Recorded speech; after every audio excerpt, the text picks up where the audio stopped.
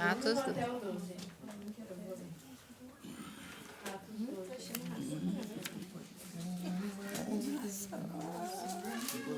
Atos 12, eu tenho 5.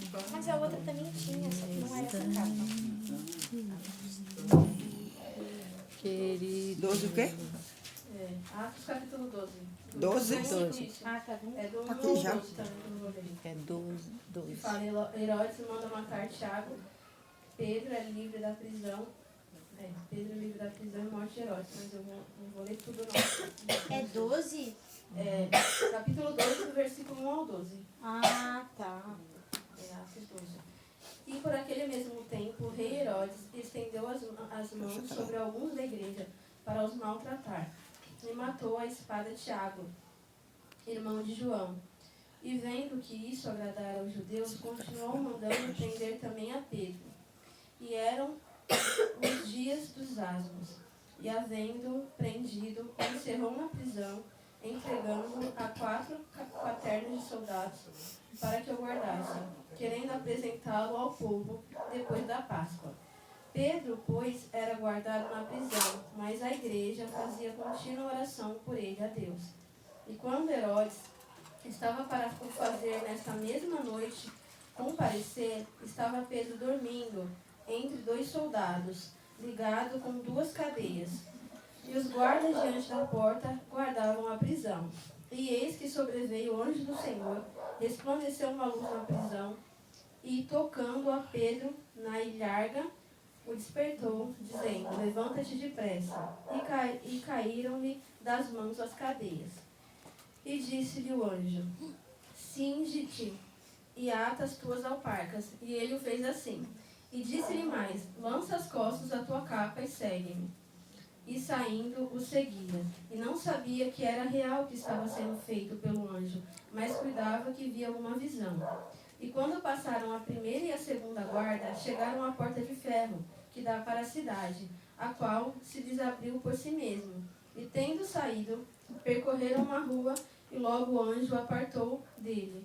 E Pedro, tornando a si, disse: agora sei verdadeiramente que o Senhor enviou o seu anjo e me livrou da mão de Herodes e de tudo que o povo dos judeus esperava. E considerando ele nisto, foi à casa de Maria, mãe de João, que tinha por sobrenome Marcos, onde muitos estavam reunidos e oravam.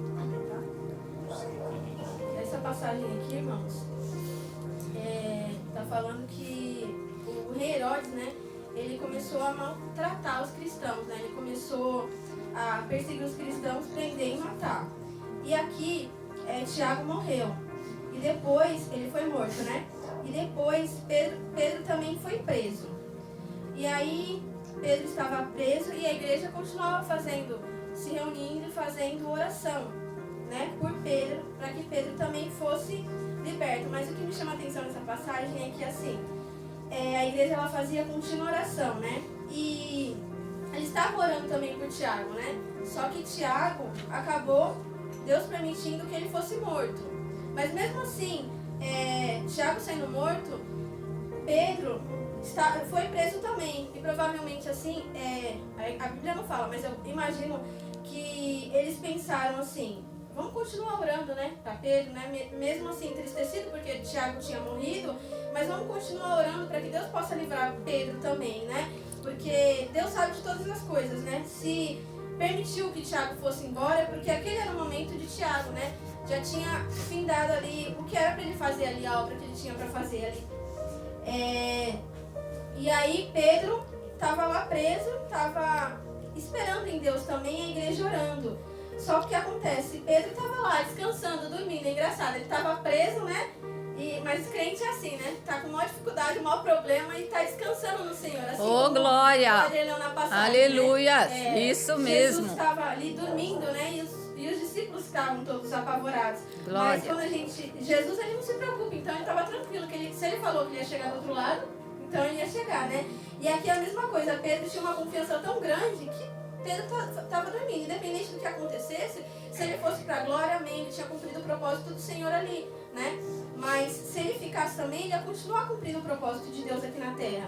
É essa confiança que o crente tem. Independente se a gente viver ou morrer, vai ser para Cristo, independente daquilo que a gente esteja passando. É um momento que o Senhor nos permitiu, mas é para a glória dele também, para que o nome dele possa ser engrandecido. E quando Pedro chegou lá, não li o capítulo todo, mas só que quando Pedro bateu na porta, ele bateu na porta e Rod, que foi atender, que era uma menina ali também, que estava entre todos eles ali orando numa casa, assim como nós estamos numa casa, estavam reunidos, de repente bate Pedro ali na porta. E ela nem abriu a porta, ela pegou e foi correndo falar que era Pedro. Aí todo mundo falou, não, né, você deve estar, não é possível que seja Pedro.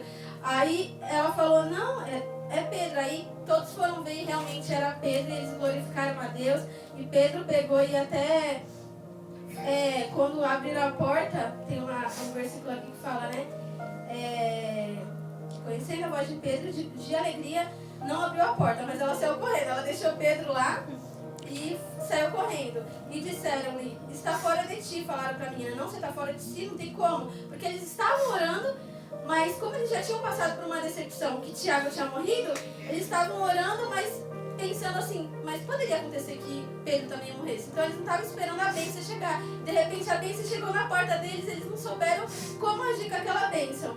E ali, Pedro ali esperando elas abrirem a porta, de repente elas abriram a porta e Pedro pegou, né, e falou para elas que era para elas falarem para os outros, né, que ele estava vivo, né, e que Deus tinha feito ali, que ele foi liberto pelos anjos, e ali nem os guardas, ninguém viu ele passar, porque quando Deus quer fazer, ele confunde o adversário, né? Como Deus quer fazer, não tem o que prenda, não tem homem, não tem guarda, não tem prisão, não tem nada que detenha. Quando Deus quer operar um milagre na vida do crente, quando Deus quer operar um milagre na vida de cada um de nós, ele não vê obstáculo, a gente vê, né? Porque a gente não tem esse poder, né? Mas o Senhor, ele opera infinitamente mais do que aquilo que a gente está olhando. Ou às vezes a gente ora, né, pedindo para o Senhor, Senhor,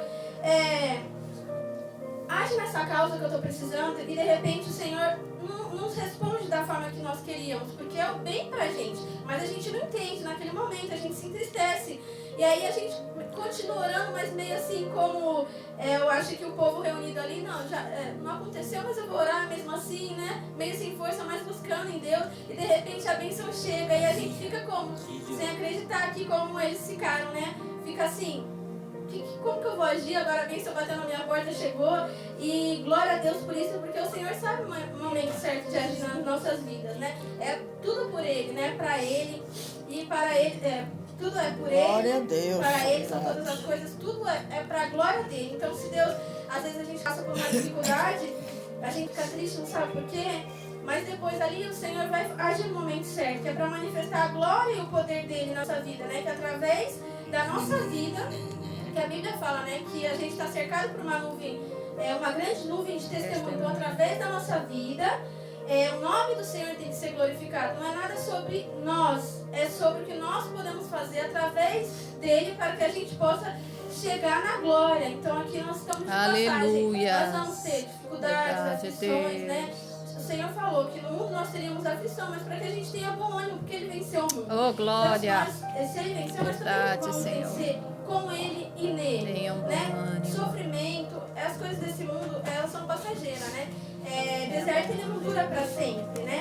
A gente tá ali, vai passar por isso, né? E vai vir uma outra etapa, a gente vai vencer, depois vai se levantar um novo gigante, mas nós iremos vencer, porque se nós estamos firmados nele, estamos com ele, a gente sabe que a vitória é certa. Eu agradeço a oportunidade em nome de Jesus. Amém.